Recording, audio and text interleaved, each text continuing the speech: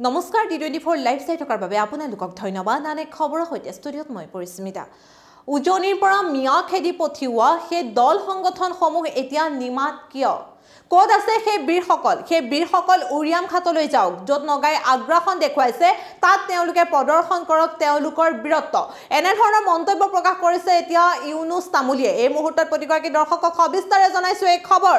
ইউনুছ তামুলীয়ে এক মন্তব্য প্ৰকাশ কৰা পৰিলক্ষিত হৈছে। তেওঁ মন্তব্য প্ৰকাশ কৰিছে যে উজনিৰ পৰা দল যিসমূহ উজনিৰ দল সংগঠন আছিল, মিয়া খেদি পঠিওৱা যিসমূহ দল সংগঠন আছিল, সেই দল সংগঠনসমূহ এতিয়া নিমাতে কিয় আছে?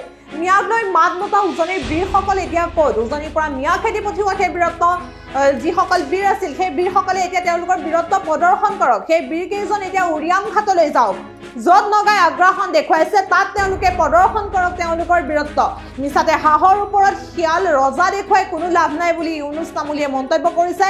যদিহে যদিহে পাৰে তেতিয়া তেওঁলোক উৰিয়াম ঘাটলৈ যাওক, য'ত নগাই আগ্ৰাসন দেখুৱাইছে তাত তেওঁলোকে তেওঁলোকৰ বীৰত্ব প্ৰদৰ্শন কৰক। মিয়াৰ বিৰুদ্ধে মাত মতা উজনিৰ বীৰসকল এতিয়া ক'ত আছে বুলি তেওঁলোকে ইউনুছ তামুলীয়ে মন্তব্য কৰিছে।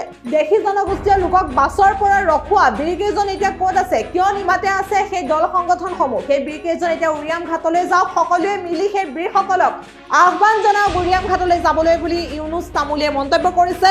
বীৰসকলে নগাৰ আগ্ৰাসন উৰিয়াম ঘাটৰ পৰা বচাওক, যদিহে পাৰে তেওঁলোক উৰিয়াম ঘাটলৈ যাওক। হাঁহৰ ওপৰত মিছাতে শিয়াল ৰজা দেখুৱাই লাভ নাই বুলি এতিয়া ইউনুছ তামুলীয়ে মন্তব্য প্ৰকাশ কৰা পৰিলক্ষিত হৈছে।